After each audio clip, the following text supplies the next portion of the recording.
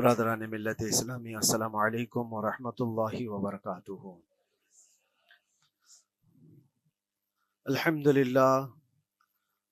للہ الحنان المنان الذي خلق الانسان وعلمه البيان، والصلاة والسلام على رسوله سید الانس والجان وعلى آلہ واصحابہ ذوی الخیر والاحسان، اما بعد فأعوذ باللہ من الشیطان الرجیم، بسم اللہ الرحمن الرحیم۔ وَأَمَّا بِنِعْمَةِ رَبِّكَ فَحَدِّثْ، صدق اللہ مولانا العظیم۔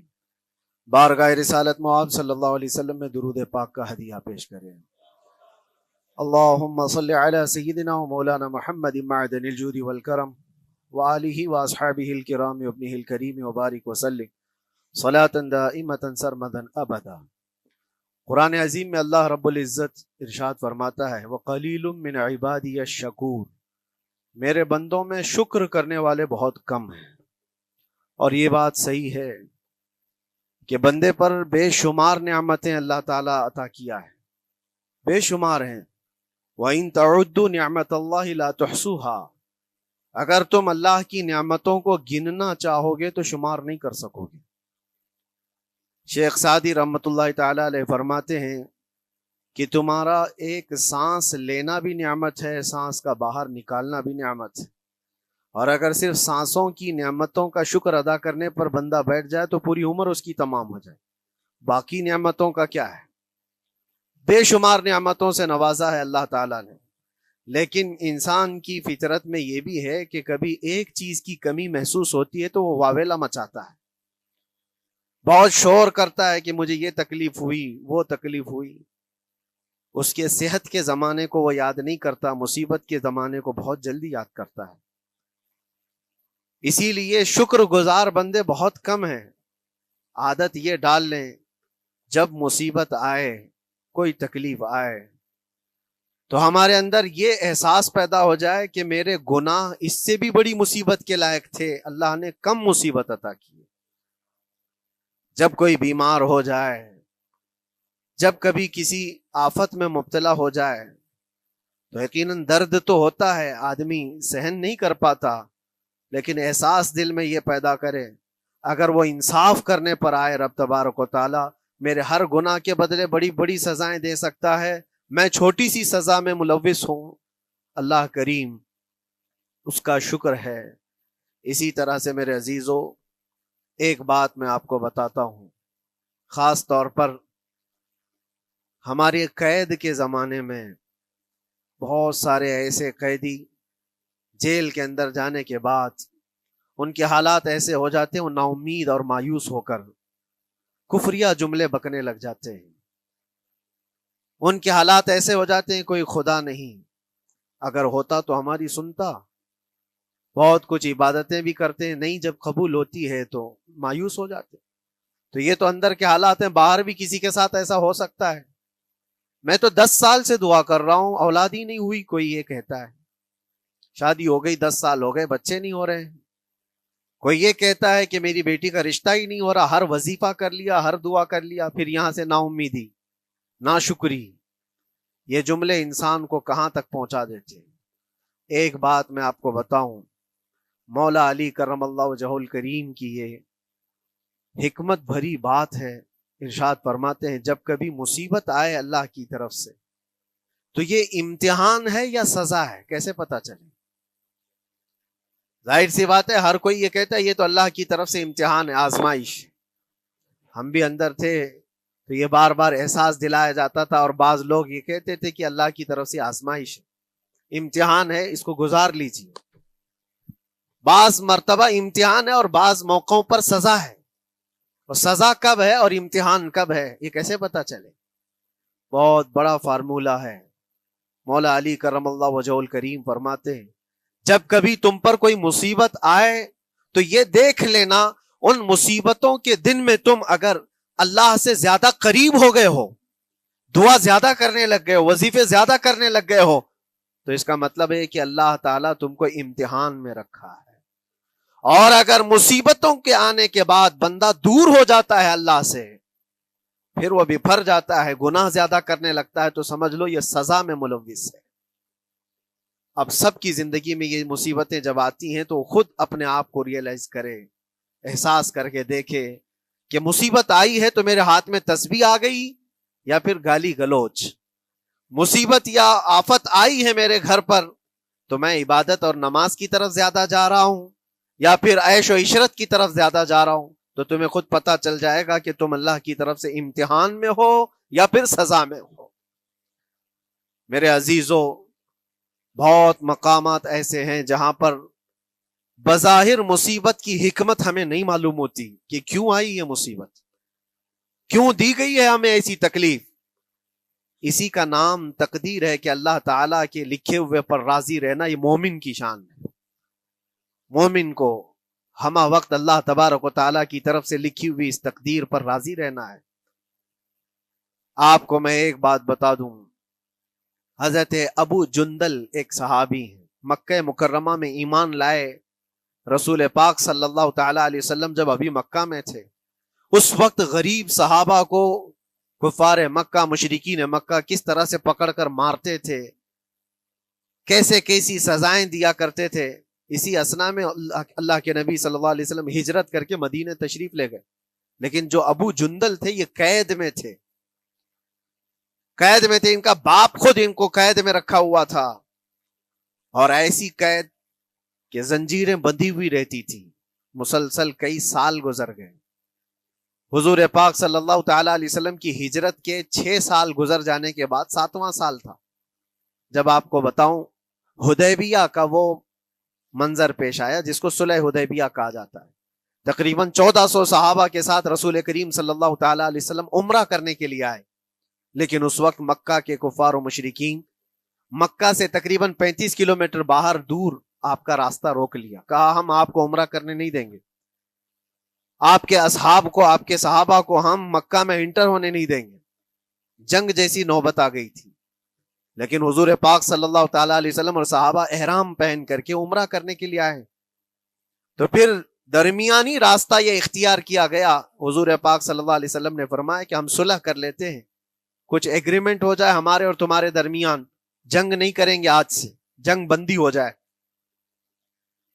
تو کفار مکہ اس بات پر راضی ہوئے، اور اس کے بعد صلح، جس کو کہتے ہیں صلح حدیبیہ، یہ بہت مشہور ہے۔ صلح حدیبیہ ہوئی، اس میں سارے پوائنٹس جو لکھے گئے تھے ایگریمنٹ کے اندر وہ سب مکہ والوں کی حمایت میں زیادہ تھے، دبا کر کے انہوں نے صلح کی تھی اس طرح سے ان کے نظام کے مطابق، یعنی اگر کوئی مکہ سے بھاگ کر مدینے جائے تو انہوں نے ایگریمنٹ میں لکھایا تھا کہ آپ کو وہ شخص ہمیں واپس کرنا پڑے گا، اور اگر مدینے سے کوئی بھاگ کر ہمارے پاس آئے تو ہم اس کو اپنے پاس رکھیں گے، ہم باہر واپس نہیں بھیجیں گے۔ تمہارا کوئی آدمی ہمارے پاس آ گیا بھاگ کر کے، یا ہمارا ہی وہاں رہنے والا کوئی آدمی آ گیا آپ کی امان سے نکل کر کے، تو ہم اس کو اپنے پاس رکھیں گے۔ ایسی بہت ساری شرطیں تھیں، میں کیوں کہہ رہا ہوں یہ بات سن لیجیے۔ یہ صلح حدیبیہ ہو گئی، ایگریمنٹ ابھی لکھا جانا تھا، وہ ابو جندل صحابی جو کئی سالوں سے مکہ میں قید میں تھے، زنجیریں توڑ کر کے وہ باہر نکل آئے، اور جب ان کو یہ خبر ملی کہ مکہ سے 35 کلومیٹر دور اللہ کے نبی صلی اللہ تعالی علیہ وسلم اپنے صحابہ کے ساتھ پڑاؤ ڈالے ہوئے ہیں اور تشریف لانے والے ہیں، کسی طرح بچ بچاتے ہوئے وہ وہاں پہنچ گئے حدیبیہ کے مقام پر۔ جیسے ہی وہ پہنچے صحابہ میں ایک شور ہو گیا، صحابہ جانتے تھے کہ کتنے سالوں سے ابو جندل قید میں ہے، طرح طرح کی اذیتیں اٹھاتا ہے، بہت مصیبتیں اٹھائی ہیں ابو جندل نے۔ دیکھا ان کے جسم پر پورے زخموں کے نشان تھے، ہاتھوں اور پیروں میں زنجیریں لٹکی ہوئی تھیں۔ وہ اسی حالت میں صحابہ کے پاس آ گئے، صحابہ سب نے سینے سے سینہ لگایا، استقبال کیا، ابو جندل تم آ گئے ہمارے پاس، آ گئے۔ اب بات سنو، بڑی حیرت کی ہے، ایگریمنٹ لکھا جا رہا تھا اور ابو جندل مکہ سے فرار ہو کر کے آئے تھے۔ ابو جندل کا جو باپ ہے اور دوسرے جو رئیس مکہ کے تھے، قریش کے سردار، سبوں نے ہاتھ روک لیا اور کہا ہمارا ایک آدمی بھاگ کر آپ کے پاس آیا ہے، ایگریمنٹ کے مطابق اس کو آپ ہمیں واپس کرنا ہوگا، واپس لوٹانا ہوگا۔ مکہ میں رہنے والا شخص آپ کے پاس آیا ہے، وہ ہمارا قیدی ہے۔ حضور پاک صلی اللہ تعالی علیہ وسلم نے فرمایا ابھی تو لکھا نہیں گیا، اس سے پہلے وہ آیا ہے، چھوڑ دو اس کو، اس کے بعد جو بھی ہوگا اس پر عمل کریں گے۔ مکہ والوں نے کہا نہیں، ہم نہیں مانتے اس چیز کو۔ حضور پاک صلی اللہ تعالی علیہ وسلم نے یہاں تک فرمایا اس ایک شخص کو میری ضمانت میں دے دو، باقی تمہاری ساری شرطیں منظور کر لی جائیں گی۔ وہ رحمت للعالمین، نبی اکرم صلی اللہ تعالی علیہ وسلم اپنے غلاموں پر رحم کیسے نہ کریں۔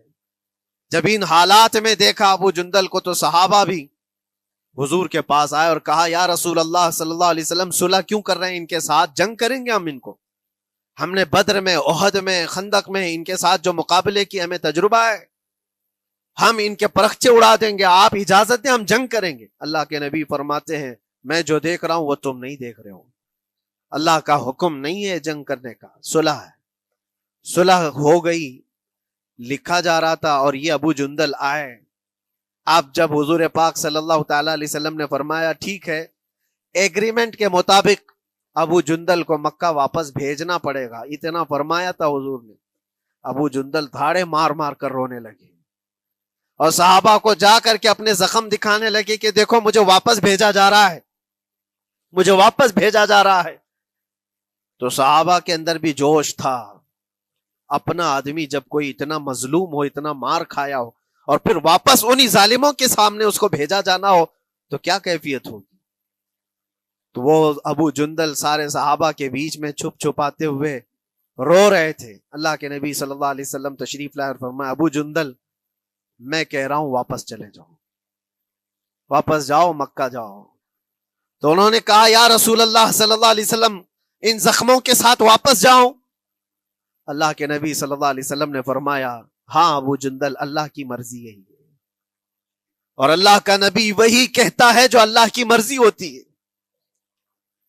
یہ میں کہہ رہا ہوں بظاہر تکلیفوں کی حکمت ہمیں معلوم نہیں ہوتی، لیکن ہمیں عمل کرنا چاہیے۔ نبی پاک صلی اللہ تعالی علیہ وسلم کا جب حکم ہوا، ابو جندل انہی زنجیروں کے ساتھ ان کے باپ کے حوالے کر دیے گئے، وہ گھسیٹتے ہوئے لے جا رہا تھا، گھسیٹتے ہوئے واپس انہی قیدیوں کی طرح لے جا رہا تھا۔ سب کی آنکھوں میں آنسو تھے، لیکن حکمت الہی کیا ہے یہ کون جانتا ہے۔ بظاہر اللہ تبارک و تعالیٰ کی طرف سے یہ دی ہوئی آزمائشیں، یہ تکلیفیں، اس کی حکمت وہ بہتر جانتا ہے۔ جب ابو جندل کو واپس کیا گیا، ایک سوال اٹھتا ہے میرے عزیزو، یہ میں قید کی حالت میں رہ کر کے ایک شخص نے مجھ سے سوال کیا تھا، آپ تو اللہ کے نبی صلی اللہ تعالی علیہ وسلم کی ناموس کی بات کرتے ہو، حضور کی محبت کی بات کرتے ہو، ان کے عشق کی بات کرتے ہو، اور یہ بھی کہتے ہو کہ نبی پاک صلی اللہ تعالی علیہ وسلم دستگیری کرتے ہیں، اپنے غلاموں کی مدد کرتے ہیں، تو اتنے دنوں سے کیا آپ نے حضور کو نہیں پکارا؟ کیا رسول پاک صلی اللہ تعالی علیہ وسلم سے محبت اور عشق کی بات کے بعد آپ نے بھیک نہیں مانگی؟ اس وقت یہ واقعہ یاد آیا، میں تو ابو جندل کے پاؤں کے ناخن کی مٹی کے برابر بھی نہیں۔ وہ صحابی رسول تقریباً ان کے متعلق کہا گیا ہے 6 سے 8 سال تک وہ ان کی قید میں رہے، تو کیا رسول پاک صلی اللہ علیہ وسلم کو خبر نہیں تھی؟ خبر تھی، لیکن ہوتا ایسا ہے کہ جو جتنی محبت کرتا ہے اتنے ہی امتحانوں سے گزارا بھی جاتا ہے، اس کو امتحان دینے پڑتے ہیں۔ اسی لیے بار بار میں یہ بات کہتا ہوں، حضور پاک صلی اللہ تعالی علیہ وسلم کی ناموس کی بات کرنا، عظمت رسالت کی بات کرنا، یہ حلوے پراٹھے کھانے کا نام نہیں ہے، یہ شہادت گہے الفت میں ہے قدم رکھنا۔ لوگ آسان سمجھتے ہیں مسلمان ہونا، حضور پاک صلی اللہ تعالی علیہ وسلم کی شریعت طاہرہ کو بچانے کے لیے ہی تو، حضور کی ناموس کی حفاظت کے لیے ہی تو مولا امام حسین نے اپنی گردن دے دی، اپنے بچوں کی قربانی دے دی، اپنا عیش آرام سب تیاگ دیا۔ یہ ساری قربانیوں کے بعد ہی اس امتحان سے بندہ نکلتا ہے۔ وہ امام احمد بن حنبل جن کے سینے میں 5 لاکھ حدیثیں محفوظ تھیں، رسول پاک صلی اللہ علیہ وسلم کی 5 لاکھ حدیثوں کے حافظ، لیکن بغداد کے ظالم حکمرانوں نے ان کو ننگی پیٹھ پر کوڑے مارے ہیں، پہلی مرتبہ 100 کوڑے، دوسری مرتبہ پھر 100 کوڑے، تیسری مرتبہ پھر 100 کوڑے، اتنے میں تو آدمی مر جاتا ہے۔ امام احمد بن حنبل کی پیٹھ جھک گئی تھی۔ میرے عزیزو، یہی ہے جس کو ہم کہہ رہے شہادت گہے الفت میں ہے قدم رکھنا۔ اگر تم سچا ایمان رکھتے ہو تو پھر آزمائش بھی ہوگی۔ اللہ کریم قرآن میں فرماتا ہے وَلَيَعْلَمَنَّ اللَّهُ الَّذِينَ صَدَقُوا وَلَيَعْلَمَنَّ الْكَاذِبِينَ، اللہ تبارک و تعالیٰ ضرور آزمائے گا سچا کون ہے اور جھوٹا کون ہے۔ مصیبتیں آئیں گی، آندھیاں آئیں گی، لیکن جمے رہو، ڈٹے رہو، اللہ رب العزت سے کبھی بھی اپنا رشتہ نہ توڑو، اور جو تمہارے اندر ایمان ہے، توکل اور یقین ہے، ذرا برابر بھی فرق آنے نہ پائے۔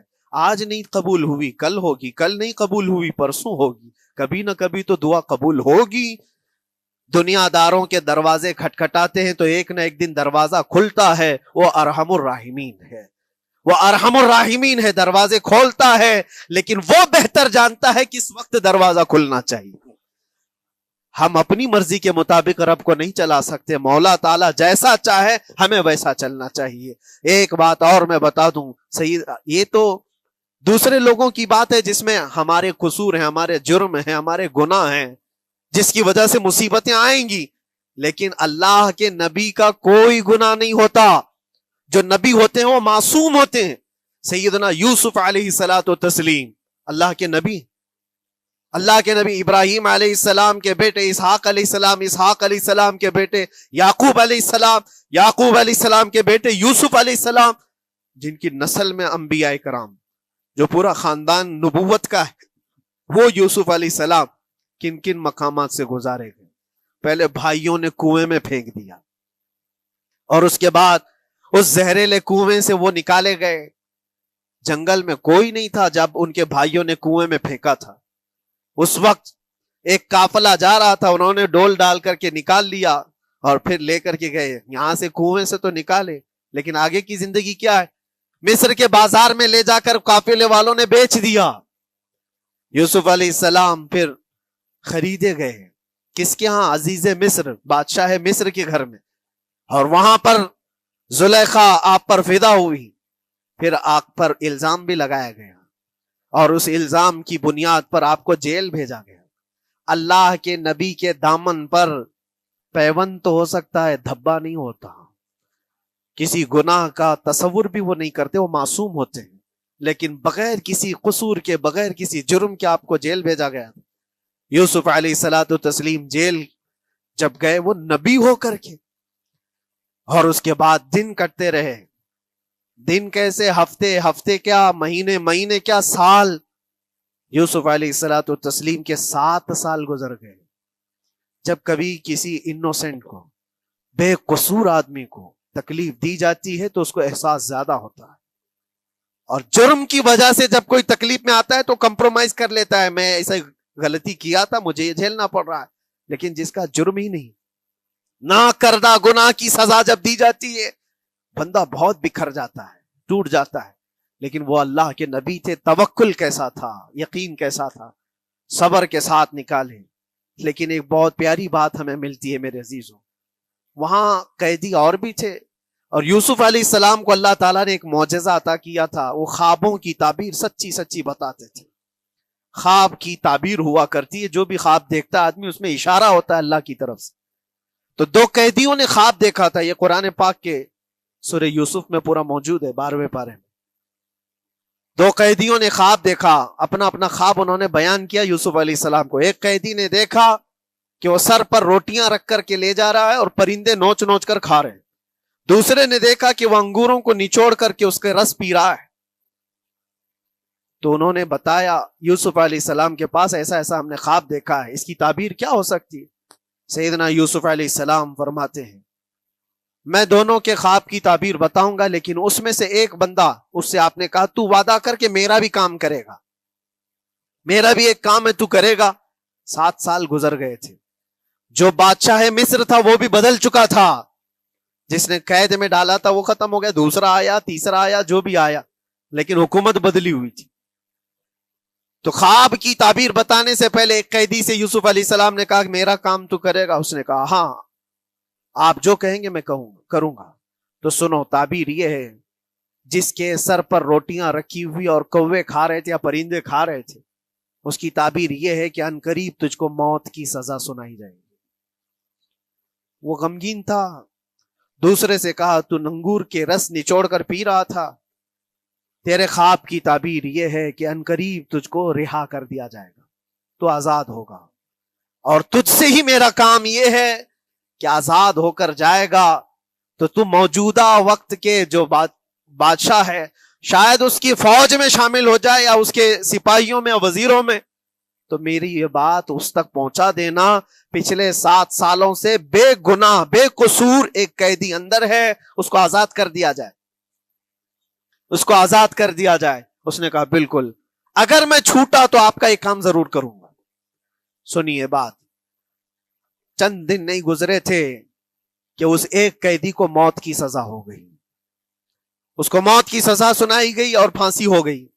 دوسرا یہ جو قیدی جس کو آپ نے رہائی کی خوشخبری دی تھی، اس کی بھی رہائی کی خوشخبری آ گئی، وہ آزاد ہو گیا۔ لیکن قرآن پاک میں ہے آزاد ہو کر جب جاتا ہے آدمی تو پچھلا بھول جاتا ہے، اکثر ایسا ہی ہوتا ہے۔ کیا جیل کے دوست کون تھے کیا تھے کچھ پتا نہیں، اور آدمی تو یہ سوچتا ہے دوبارہ کبھی ادھر کے دروازے کو بھی نہ دیکھو۔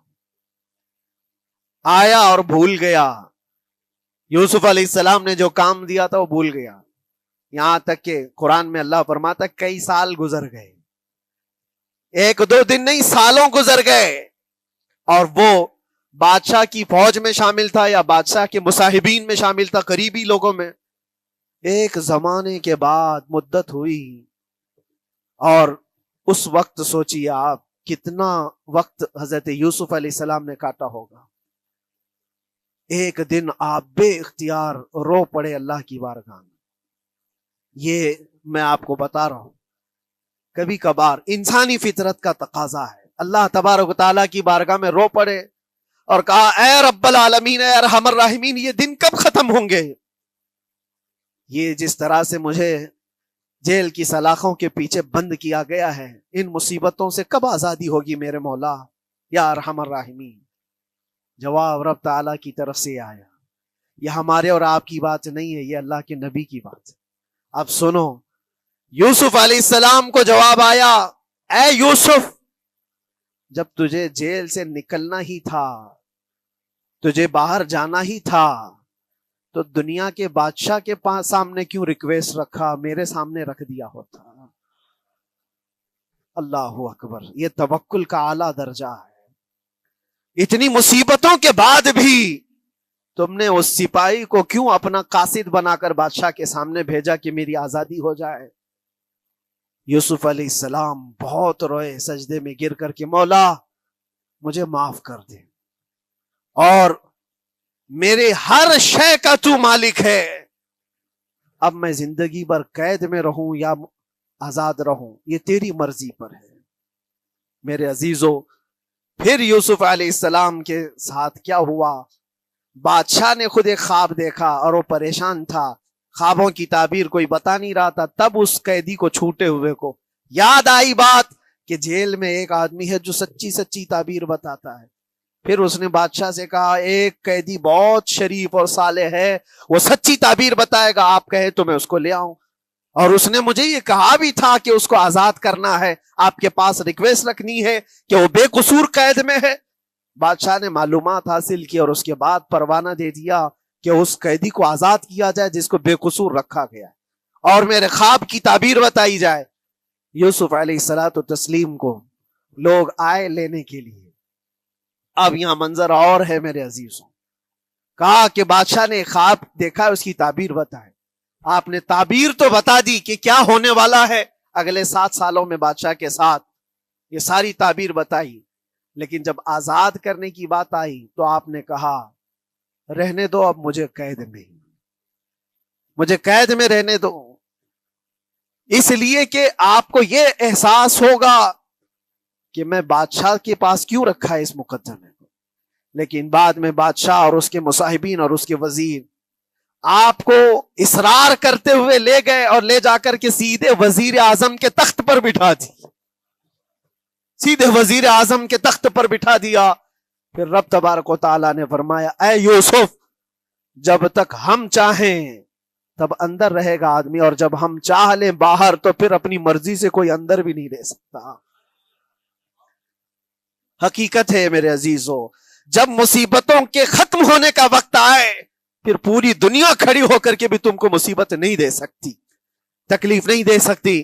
اور رب تبارک و تعالیٰ نے فرمایا وَإِن يَمْسَسْكَ اللَّهُ بِضُرٍّ فَلَا كَاشِفَ لَهُ، اگر تم کو اللہ کی طرف سے کوئی مصیبت آئے تو کوئی اس کو ہٹانے والا نہیں ہے.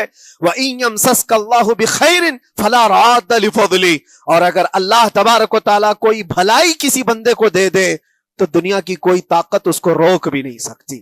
آج اگر رب تبارک و تعالیٰ ہم کو کوئی مقام اور مرتبہ دے دے، کوئی عزت اور انعام دے دے، سارے کتے بھونکتے رہیں، اس انعام کو کوئی رد نہیں کر سکتا.